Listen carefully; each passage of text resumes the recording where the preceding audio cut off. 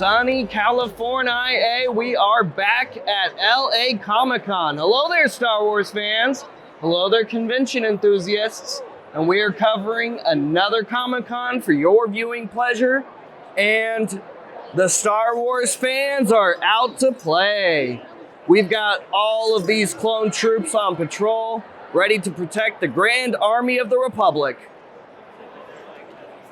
Look at all of these awesome clone kits and Mando kits. We've got Mandos over here. We've got big fuzzy Mandos over there. And there's gonna be a lot of awesome Star Wars fans here to meet and some awesome activities and Star Wars celebs to see too. So make sure if you're in the LA area for LA Comic-Con that you come by.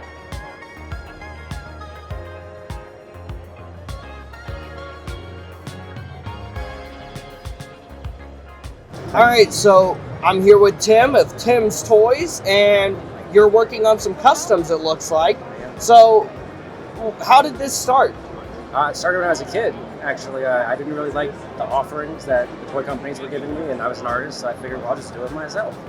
And then lockdown happened, and I didn't have a job anymore, so I figured I'd go back to that hobby. I'm making more right And I got on Instagram, and that's what I've been doing. one led to two, two led to four. Yeah, It's my art, it's my piece. Very cool. So, I see that you've done stuff from Star Wars. There's a lot of awesome Star Wars characters that we haven't even seen in many of the 6-inch scale lines currently available. How do you do your sculpting? I prefer by hand, just how I was trained and everything. I've kind of had a hard time learning to sculpt digitally. I'm trying. I just have to feel more for my hand though. I use epoxy sculpts or Procreate or green stuff, depending on what you need it for. Every situation calls for a different product, really.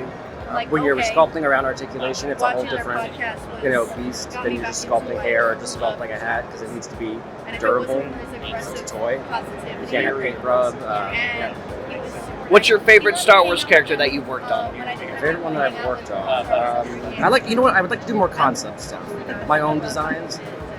It's a little more freedom. I'm not limited to, there's got to be a seam there or a button there or a pocket there. Sure. I can just fill in my gaps, do my own little headcanon things. Sure. Yeah. Very cool. Where can they, can people commission customs from you? Absolutely. Right now I'm a little tiny bit waitlisted, but I'm almost caught up. But if you reach out to me via my website or my Instagram, I'll get back to you as soon as I can. And we'll work it out. Just try and send a reference photo with whatever you're asking for. It's going to help me price it for you. Very nice. Very nice. Well, thank you so much, and we look forward to seeing more of your awesome figures in the future.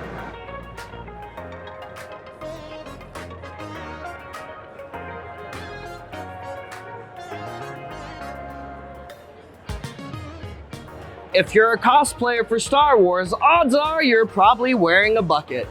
So, that's where Henry's Helmets fans comes in. They have custom fans built specifically for cooling your bucket. Look, we've got someone trying to get one right now.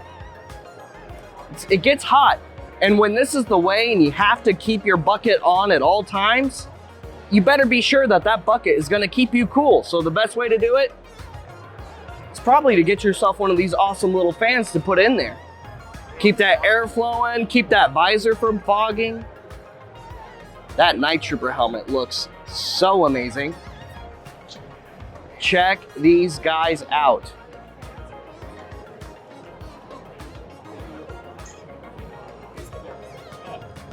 And that's where you can find them. So I worked on Ahsoka and Mandalorian Season 3. I'm a costume maker, specialty costume manufacturer. I hand sculpted Enoch's helmet, his face, and I did Sabine's armor. I did her helmet, her armor. I did Ahsoka's armor over here. And then, I don't have photos of it, but the Anakin flashback scenes, I did Anakin's armor. Ezra, the little hologram, I did Ezra's armor. I did the Armorer's jetpack. I did the Armorer's jetpack for Mando Season 3.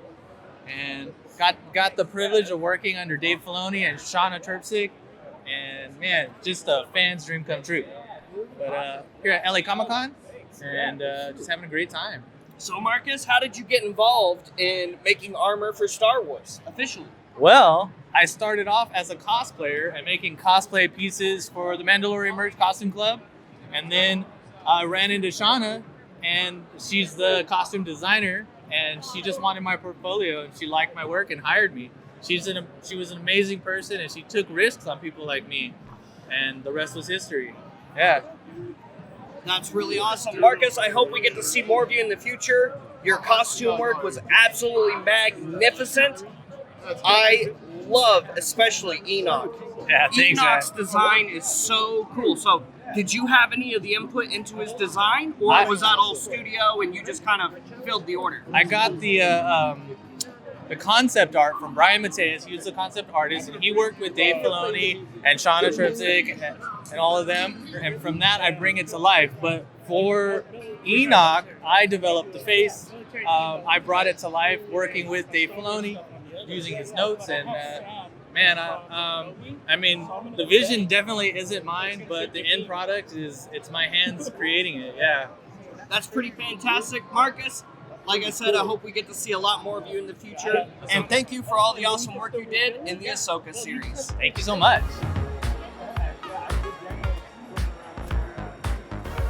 So, I'm here with Rory Ross,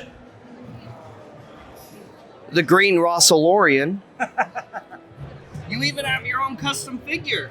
Yes, so this figure is actually, this was one of 20 from the run that I did for a special Comic-Con event. And unfortunately, because of the strike, we weren't able to do a lot for the right reasons. And so I have only 4 of these left. And what's great is everything, 5% of everything that I sell, that goes to the Iowa City Children's Hospital. And so going back to the figure here, my Star Wars story is right there on the back, and you can learn more about why Star Wars is such an important thing to me. Not am I just a huge fan, I'm seeing so many of the different mediums in terms of Clone Wars, Rebels, Tales of the Jedi, 1 through 7, etc., and read some of the books. It's also been an important part of my life because when I was a kid, I had a rare fungus on the back of my head that destroyed my scalp. My scalp was literally falling off. And in that duration, I ended up in the Iowa City Children's Hospital, and I was there for a month. Now, while I was there, I saw kids that got better, and I saw kids that was the end of the line. And at any age, that is always a very traumatic thing to go through. Thankfully, though, my mom, on that first day I was there, she brought Star Wars A New Hope. And that was what gave me the hope and inspiration that I was going to be okay. It gave me a hope to know that things could be better. As I saw Luke going on and taking on these incredible obstacles, the Death Star, he was able to get through that. And so as I was there, I just kept watching it. And so when I finally left and was better, I wanted to find a way of how can I do that same thing? How can I be like Luke Skywalker and give that same hope and inspiration? And so what's crazy for me is now being in not just the Book of Boba Fett, where I got to be on Tatooine, and yes, I cried, and sand got everywhere, and it was so much fun. Then I went on to Kenobi, was on that for 6 months, and then straight from there, became the Mandalorian Covert Commander. And so here I am. It's exciting. I love meeting the fans, and we're in the process of getting my armor made so that when I go to these events, the day before or day after, that's where I can go ahead and put on the armor and go to a hospital and visit the foundlings, because that's what it's all about. Thank you, Rory. We look forward to seeing more of you in Star Wars, and your Mando just looks so awesome. And I love that you have your helmet here with us, too. This was made by a fan. This was made by a fan in Germany. His name is Roman. He shipped this out, and it is in great detail. He did an amazing job. It was packaged perfectly. Everything is in sync. And I mean, the fans out there, I can't thank you enough for coming out and just nerding out with me. And just all the love and support you give out is absolutely amazing. So may the force be with you always. The convention space is huge. We are just now halfway through, and we've been here for hours. We started on one end of the con, all the way down here, and now we're back. So the entrance is right there in the middle. We still have all that to go through. LA Comic-Con is huge, you guys. It's pretty awesome. A lot of awesome Star Wars fans. Look, there's Paz and Amando walking up right now. And we've seen lots of other awesome, great Star Wars cosplays. Grand Admiral Thrawn was just around here a second ago. Oh, there he is. There he is. There goes the Grand Admiral. All kinds of fans from all over. Ooh, check out this awesome art. Star Wars fans has no short of talented artists. And this is definitely a very talented artist. Check out her amazing looking art. It's got so much character to it. And a lot of charm.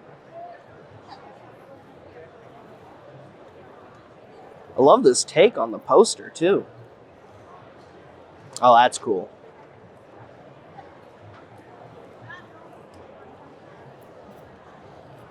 Oh, looks like a few pages are empty here. That's pretty much the end, yeah. Got more over here. We're gonna have to fill your book up some more here pretty soon. I know, right? And you do more than just Star Wars, I see. Yeah, a little bit of everything. Oh, that's nice. Satine, I love that. Obi-Wan with the Loth cats. Yeah.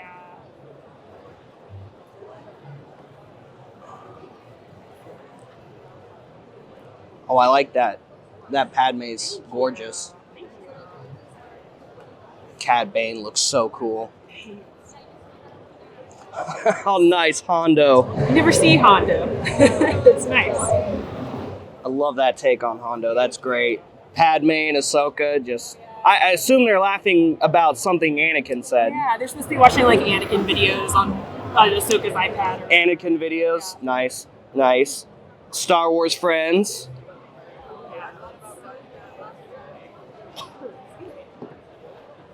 Oh, the Eepy Boga. Yes. Just taking a big sleep. Big sleep, long nap.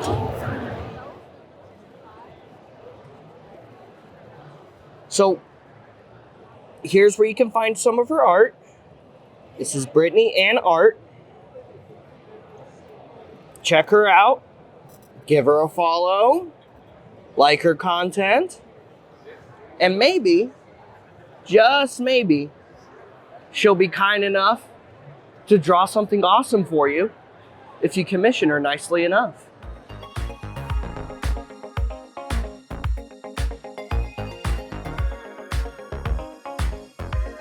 Droids, droids, droids. Droids, droids, droids. Look at all these droids. Look at all these droids. The droid builders are at LA Comic-Con too. And they brought lots of beautiful droids, astromechs, and more to the con. Look at all these awesome droids out here. Look, there's even a little droid slicer hiding in a droid. We got to see lots of cool droids over here at LA Comic-Con. There's even a K2SO working at a console over there.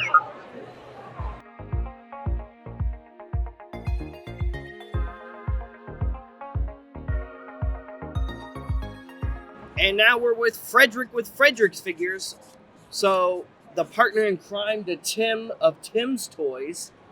Now, Frederick, you have a lot of awesome Star Wars characters here yourself. I'm even seeing some droids of some friends of mine over here as well. So, how did you get into customizing figures and what inspired you? Well, I've been customizing figures since I knew what customizing meant or how to spell it. Ever since I had my first toys, I was fixing them up and making characters that I wished were mass-produced. And so that just turned into a hobby as a child, a few years in the toy industry. And then, thanks to quarantine, I picked the hobby back up and started an Instagram and met countless other artists and customizers in the community, which has only made the hobby better. I have a lot of their stuff actually here on display. A lot of things are sculpted by digital sculptors and digital printers in the toy community. And so what you see is actually just a lot of what the community offers. That's pretty awesome. And what is your favorite character that you have worked on? And what's a character you would like to work on in the future? I think I tend to be attached to one of the more recent ones, but I think right now I'm obsessed with my Night Troopers and the Great Mother. She was sculpted by MJB Customs on Instagram, who sculpted her very specific pointed head and yoke and assembled on different parts of various figures to make a pretty unique Star Wars character. Anytime witches and space come together, I'm very happy with my tastes.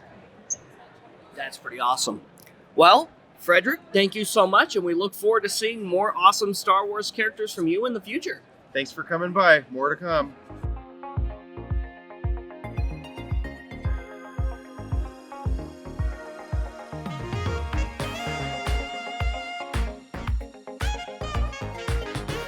Hello there, Star Wars fans, and you may have been seeing some videos going around about the real Saber. And here it is. So I am joined by Fish of realsaber.com, who has come up with the first retractable lightsaber, like so. And he's going to tell us all about it. Okay, so yeah, we don't have any official dates or pricing or anything like that. But as we figure things out, you can go to realsaber.com, sign up for our newsletter, and we'll keep you posted. We're going to be putting out information on a weekly basis, and you can expect a Kickstarter early next year, and we'll make things available. So tell me about Real Saber. What inspired the Real Saber? Playing with a tape measure as a little kid and wishing that it could light up. Pretty much that's how this technology works. It's a lot like a tape measure, and I'm sure there's a lot of people that have always wanted to do that and kind of feel that and see something come out of a hilt that has nothing attached to the end of it. It's not battle ready, but you can give it a little bit of a swing. And we very much encourage people that want to hit other things with it to get the amazing technology that exists that's specifically designed for that. If you want to enter a room and blow some minds, this is the way to do it. Can it change colors? Yes, it can. So we can go into, we start off with purple, blue, and you can go left and right on the joystick for changing colors. So it's not just a button, it's a joystick. It's a joystick. That's cool. Yeah, it's kind of the first take on it. We needed to control a lot of different things. Button isn't really going to cover everything you're going to need to be able to do, and so we want a joystick. Is there ways to make it longer or shorter? Yes, so these are actually going to be user programmable, just over USB using CircuitPython. So you'll be able to plug it in, change how many rotations are allowed to come out when it stops. And it's actually switch based on return. So it'll always zero out whenever you need it to and wherever you program it to come out. Have you started working on any character design lightsabers? Not yet. We're really just making sure that the technology functions as well as possible. We're making sure that in the field that it's operating really well, that we can hand it off to people, and that it's fun to use and it works well without too much explanation. And as we get a little bit closer down to the wire, we'll start to think about additional modifications, additional customizations. And this is slippable, and these are removable. So these will be the most customizable parts, whereas the center part's pretty much the way it's going to go. But it still, I think, gives you a lot of customization options. Thank you so much for your time, and thank you for showing off the new Real Saber. Guys, Thank you. Make sure you check out realsaber.com, and they said they're going to be launching a Kickstarter soon, so don't miss out on that, and maybe, just maybe, we'll catch them at Rebel Scum Con next year.